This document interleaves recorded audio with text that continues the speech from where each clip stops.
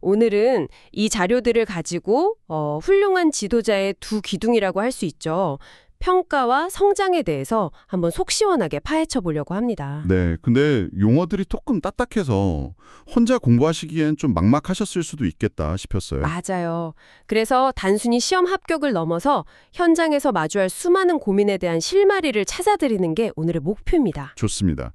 오늘 그 개념의 뼈대만 남기고 저희가 실제 현장 사례를 막 덧붙여서요. 살아있는 지식으로 만들어드리겠습니다. 기대되네요. 평가 도구의 함정부터 전문가로 가는 세 가지 길까지. 지금 바로 시작하겠습니다. 좋습니다. 그럼 뭐랄까 가상의 지도자를 한 명 만들어 볼까요? 좋은데요? 이제 막 지도사 자격증을 딴 김 코치가 현장에 처음 나갔다고 상상해 보죠. 네네, 김코치. 이 김 코치가 아이들을 처음 만나서 평가를 해야 할 텐데 자료를 보니까요. 가장 먼저 할 일이 스톱워치를 누르는 게 아니라고요? 바로 그게 첫 번째 핵심입니다. 측정과 평가는 아예 다른 개념이라고 딱 선을 긋더라고요. 네, 100m 달리기를 해서 15초라는 기록을 재는 건 그건 측정이에요. 아, 그냥 숫자를 재는 거. 네, 이건 그냥 숫자를 얻는 가치 중립적인 행위죠. 그런데 평가는 여기서 한 걸음 더 나아갑니다. 한 걸음 더요. 지난달 16초였던 아이가 15초가 됐네. 자세 교정이 효과가 있었구나. 이 훈련 계속해도 좋겠다. 아하. 이렇게 기록의 의미와 가치를 부여하고 다음 행동을 결정하는 모든 과정이 바로 평가입니다. 아, 그러니까 측정은 그냥 사실을 확인하는 거고 그렇죠. 평가는 그 사실을 가지고 판단과 계획을 하는 거군요. 맞습니다. 평가는 의사결정을 위한 과정 그 자체라고 할 수 있죠. 그럼 이 김 코치가 아이들을 처음 만났을 때 하는 평가는 뭐라고 불러야 할까요? 자료에 보니까 시점에 따라 이름이 다 다르던데요. 네, 그것도 아주 중요한 구분입니다. 김 코치가 학기 초나 시즌 초에 아이들의 현재 실력, 흥미, 건강 상태를 알아보는 건요. 진단평가라고 해요. 진단평가요? 네, 말 그대로 앞으로의 수업을 설계하기 위해 아이들을 진단하는 거죠. 그럼 수업 중간중간에 하는 거요? 수업 중간에 자세가 좀 무너졌네. 이 부분은 아주 좋아졌어. 이렇게 피드백을 주고받는 과정은 형성평가라고 합니다. 아, 성장을 형성해 나간다. 이런 의미군요. 바로 그겁니다. 수시로 일어나는 평가죠. 마지막으로 한 학기나 시즌이 다 끝난 뒤에 이번 학기 목표였던 자유형 25m 완주를 모두 달성했구나 하고 최종 성취도를 판단하는 게 그게 바로 총괄 평가겠네요. 네, 맞습니다. 진단, 형성, 총괄. 와, 진짜 의사가 환자를 보는 과정이랑 정말 비슷하네요. 그렇죠. 근데 이런 평가를 하다 보면 문득 이런 생각이 들 것 같아요. 내가 지금 쓰는 이 방법, 이거 믿을 만한 건가? 정말 중요한 질문이죠. 자료에서도 좋은 평가의 조건으로 타당도와 신뢰도라는 두 가지를 아주 중요하게 다루더라고요. 네. 솔직히 이 두 단어 좀 비슷해 보여서 헷갈립니다. 대부분의 지도자들이 바로 그 지점에서 혼란을 겪습니다. 그리고 여기서 정말 중요한 현장에서 흔히 저지르는 실수가 발생해요. 어떤 실수요? 바로 신뢰도에만 집착하는 함정이죠. 신뢰도에만 집착한다고요? 그게 왜 함정이죠? 신뢰할 수 있다는 건 좋은 거 아닌가요? 물론이죠. 하지만 순서가 잘못되면 모든 게 의미 없어집니다. 순서요? 자, 예를 들어보죠. 농구 선수의 게임 이해도를 평가하고 싶다고 해볼게요. 네, 게임 이해도. 그런데 평가 도구로 1분간 자유투 성공 개수를 사용해요. 이 테스트 할 때마다 꽤 비슷한 결과가 나올 겁니다. 그렇죠. 어제 10개 넣은 선수는 오늘도 9개나 11개 정도 넣겠죠. 맞아요. 즉, 신뢰도는 높아요. 일관성이 있으니까요. 네, 꽤 믿을 만한 테스트 같은데요? 하지만 우리가 측정하려던 게 뭐였죠? 아, 게임 이해도였죠. 맞습니다. 자유투 실력이랑 게임 이해도는 전혀 다른 개념이잖아요. 그러네요. 이렇게 측정하려는 것을 제대로 측정하지 못하는 것. 즉, 타당도가 낮은 평가는 아무리 신뢰도가 높아도 그냥 쓸모없는 평가가 되어버립니다. 와, 엉뚱한 걸 아주 일관성 있게 재고 있는 셈이군요. 바로 그거죠. 그래서 항상 타당도를 먼저 따져봐야 합니다. 내 평가가 정말 측정하려는 그것을 제대로 겨냥하고 있는가? 이 질문부터 던져야 해요. 와, 그 비율을 들으니까 개념이 확 잡히네요. 아무리 비싼 최신형 체중계라도 그걸로 키를 재려고 하면 아무 소용 없다는 거군요. 정확합니다. 그럼 그 타당도에도 종류가 여러 가지던데 지도사 시험을 준비하는 입장에서 이것 하나만은 꼭 기억해야 한다 하는 게 있을까요? 학문적으로는 여러 타당도가 있지만 현장 지도자나 수험생 입장에서는요. 내용 타당도 하나만 확실히 이해해도 충분합니다. 내용 타당도요? 쉽게 말해서 내가 가르친 내용에서 시험 문제를 냈는가 이 질문이에요. 아, 한 학기 내내 배드민턴 스매시를 가르쳐 놓고 시험은 서브로만 본다면 학생들이 뭐라고 하겠어요? 선생님 이건 우리가 배운 게 아니잖아요. 하고 바로 항의하겠죠. 바로 그겁니다. 그게 바로 내용 타당도가 무너진 상황이에요. 아하. 교육 목표, 교육 내용, 그리고 평가 내용이 하나의 선으로 쭉 이어져야 한다는 원칙이죠. 이건 시험에도 단골로 나오는 개념이니까 가르친 것과 평가하는 것의 일치도라는 키워드로 꼭 기억해 두시면 좋습니다. 알겠습니다. 타당도가 올바른 관역을 겨냥하는 것이라면 신뢰도는 그 관역에 얼마나 일관성 있게 화살을 꽂느냐의 문제겠군요. 네, 맞습니다. 자료에 나온 체중계 비유가 정말 딱이었어요. 올라갈 때마다 60kg, 65kg, 58kg 이렇게 나오면 그 체중계는 믿을 수가 없죠. 그렇죠. 신뢰도를 확인하는 방법도 여러 가지가 있는데 그중에서도 내적 일관성 신뢰도라는 개념이 흥미롭습니다. 내적 일관성 신뢰도요. 이건 하나의 평가도구 안에 있는 문항들이 얼마나 한 팀처럼 움직이는지를 보는 거예요. 한 킴처럼요. 네. 예를 들어 수업 만족도에 대한 설문지를 만들었는데 10개 문항이 있다고 쳐요. 네. 9개는 정보, 수업이 유익했나요? 선생님이 친절했나요? 같은 질문인데 마지막 하나가 뜬금없이 오늘 급식은 맛있었나요? 라고 묻는다면 어떨까요? 하하, 그건 팀워크를 해치는 질문이네요. 혼자 다른 얘기를 하고 있으니까요. 정확합니다. 그 급식 질문 때문에 이 설문 전체의 신뢰도가 떨어지는 겁니다. 아, 문항 하나하나가 모두 수업 만족도라는 동일한 목표를 향해 일관성 있게 질문을 던져야 신뢰도가 높은 좋은 설문지가 되는 거죠. 그렇군요. 자료에 크롬바흐 알파와 같은 복잡한 통계 용어가 나오던데 그건 잊어버리셔도 좋습니다. 핵심은 우리 팀에 속하지 않은 엉뚱한 질문은 없는가? 이걸 점검하는 것이라고 이해하시면 돼요. 와, 훨씬 쉽네요.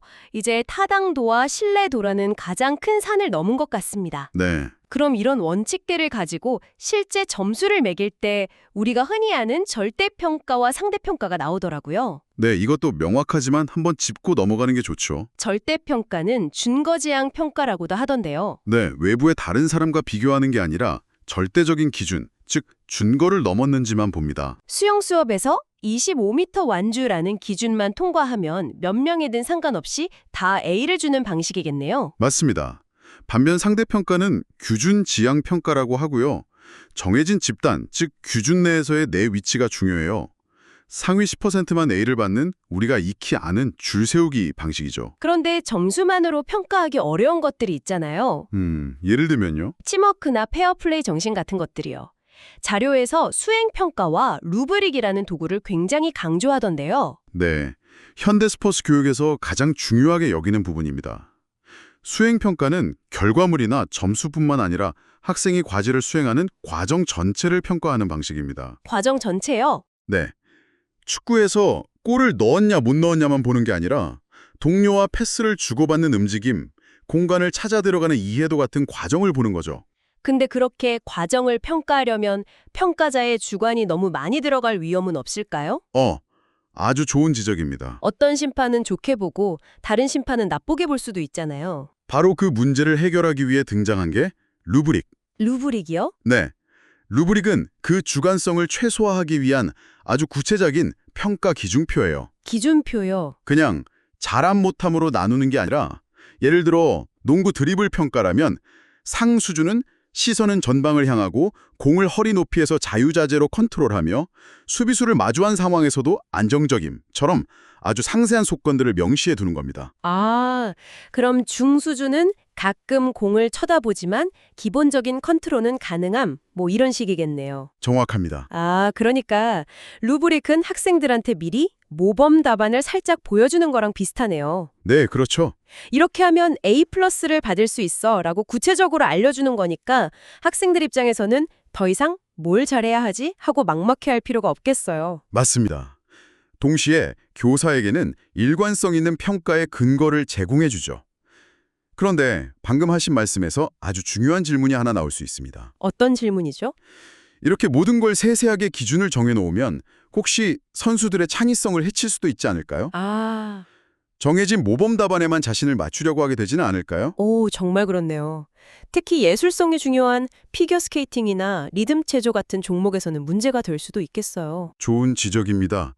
그래서 루브릭을 설계할 때 그 점을 반드시 고려해야 합니다. 어떻게 고려해야 하죠? 평가 기준에 독창성이나 과제의 창의적 해석 같은 항목을 포함시켜서 정해진 틀을 넘어서는 시도를 장려하는 장치를 마련해 두는 거죠. 아, 그런 방법이 있군요. 네, 루브릭은 학생을 가두는 틀이 아니라 성장을 위한 명확한 내비게이션이 되어야 합니다.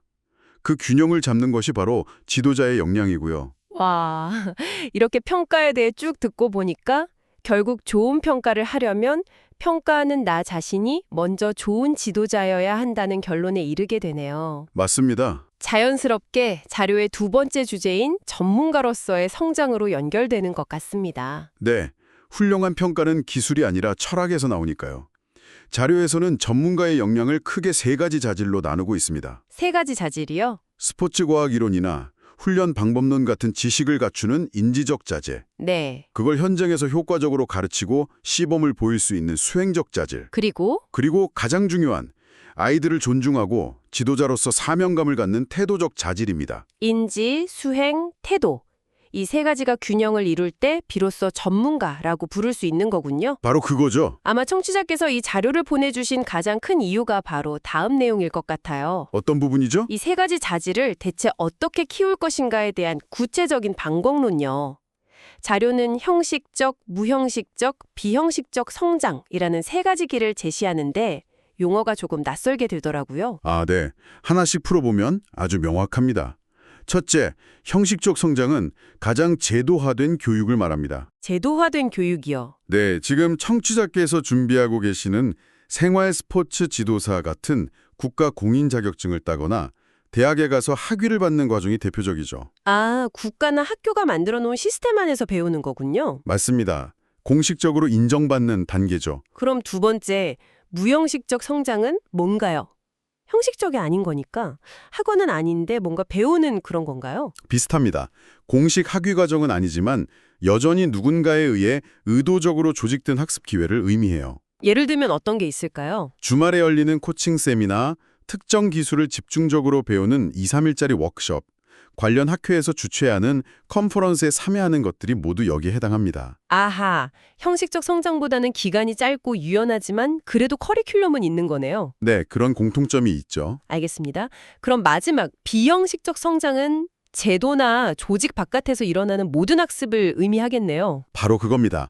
이건 일상 속에서 자기 주도적으로 일어나는 학습이에요. 자기 주도적 학습. 네, 자료에서 든 예시들이 아주 현실적인데요. 과거 자신의 선수 시절 경험을 되돌아보며 그때 감독님은 왜 그런 지도를 하셨을까 하고 성찰하는 것. 네, 그런 생각 많이 하죠. 존경하는 선배 지도자에게 찾아가 조언을 구하는 멘토링.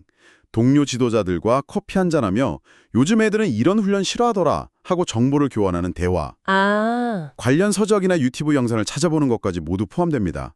어쩌면 우리 삶의 대부분을 차지하는 가장 중요한 성장 방식일지도 몰라요. 듣고 보니 개념은 명확한데 여기서 한 가지 의문이 들어요. 네, 어떤 의문이시죠? 솔직히 현장에서는 비형식적 성장, 그러니까 선배들 어깨 너머로 배우는 도제식 교육이 거의 전부 아닌가요? 그렇게 생각할 수도 있죠. 과연 자격증이나 워크숍 같은 게 얼마나 실질적인 도움이 될까 좀 회의적으로 생각하는 분들도 많을 것 같거든요. 충분히 가질 수 있는 현실적인 의문입니다. 실제로 많은 베테랑 지도자들이 자신의 경험, 즉 비형식적 성장을 가장 중요하게 생각하죠. 그렇죠. 저도 신입 코치 시절이 생각나네요. 그때 한 선배가 툭 던진 말이 선수들 말을 듣기 전엔 절대 먼저 가르치려 들지 마라 했어요. 와, 그 한마디가 어떤 코칭 세미나보다 더 큰 가르침을 줬습니다. 그게 바로 비형식적 성장의 힘이죠. 맞아요. 그런 살아있는 경험이 정말 중요하죠. 하지만 비형식적 성장에만 의존하면 큰 위험에 빠질 수 있습니다. 위험이요. 네. 자칫하면 자신의 좁은 경험 속에 갇혀 나 때는 마리아를 반복하는 꼰대가 될 수 있거든요. 아, 시대는 변하고 스포츠 과학은 발전하는데 과거의 성공 방식만 고집하게 될 수 있다는 거죠. 바로 이 지점에서 형식적, 무형식적 성장이 빛을 발합니다. 서로 보완해 주는 거군요. 네. 자격증 형식적을 준비하며 최신 스포츠 심리학 이론을 배우고 워크숍, 무형식적에 가서 다른 지도자들은 어떻게 하는지 보면서 내 경험을 객관적으로 돌아보고 새로운 지식을 수혈받는 겁니다. 아, 그러니까 세 가지 성장 방식은 각각 별개가 아니라 서로의 단점을 보완해주는 관계군요. 정확합니다. 경험만으로는 아집에 빠질 수 있고 이론만으로는 현실 감각이 떨어질 수 있으니 이 세 가지를 계속 순환시켜야 한다는 말씀이시네요. 바로 그겁니다. 청취자님의 자격증 취득은 형식적 성장이라는 아주 단단하고 중요한 주춧돌을 놓는 과정이에요. 네, 첫걸음이죠. 하지만 그 위에 기둥을 세우고 무형식적, 지붕을 얹고 인테리어를 하는 비형식적 과정이 평생에 걸쳐 계속되어야 비로소 전문가라는 집이 완성되는 거죠. 오늘 정말 많은 이야기를 나눴네요. 한번 정리해볼까요? 네, 좋습니다. 오늘 보내주신 자료를 통해 우리는 두 가지 큰 그림을 그려봤습니다. 첫째는 평가에 대한 거였죠. 네, 효과적인 평가는 단순히 점수를 매기는 행위를 넘어서 내가 재려는 것을 제대로 재고 있는가, 즉 타당도. 그리고 얼마나 일관성 있게 재고 있는가, 신뢰도. 네, 이 두 가지를 끊임없이 점검하는 과정이라는 것. 특히 신뢰도에만 매몰돼서 타당도를 놓치는 우를 범하지 말아야 한다는 점이 핵심이었습니다. 그리고 루브릭이라는 구체적인 기준표를 통해 평가의 객관성과 투명성을 높여야 한다는 점도 인상 깊었습니다. 맞아요. 평가가 학생을 통제하는 수단이 아니라 성장을 돕는 내비게이션이 되어야 한다는 거였죠. 네. 그리고 두 번째는 전문가의 성장이었고요. 네, 맞습니다. 전문가로서의 성장은 단 하나의 길로 완성되지 않는다는 것이었죠. 자격증 취득 같은 형식적 성장. 그리고 워크숍이나 세미나 같은 무형식적 성장. 네, 마지막으로 동료와의 대화나 개인적인 성찰 같은 비형식적 성장이 서로 맞물려 돌아갈 때 가장 이상적인 전문가로 거듭날 수 있다는 점을 확인했습니다. 마지막으로 청취자 여러분께 생각해볼 질문 하나를 남기면서 마무리하겠습니다. 네, 적 학습을 명확하게 구분했지만 진정한 전문성은 이 세 가지를 의도적으로 연결하고 융합할 때 폭발적으로 성장하는 것이 아닐까요? 아, 연결과 융합이요? 가령 자격증 과정, 형식적에서 배운 운동 역학 이론을 실제 지도 현장, 비형식적에 아이들에게 적용해보고 거기서 생긴 의문과 결과를 동료들과의 스터디나 세미나, 무형식적에서 공유하며 해답을 찾아가는 것처럼 말입니다. 네, 아주 좋은 통찰이네요. 어쩌면 최고의 성장이란 누군가 만들어 놓은 길을 따라가는 것이 아니라 이 세 갈래 길을 잇는 자신만의 지도를 그려나가는 과정 그 자체에 있는지도 모르겠습니다.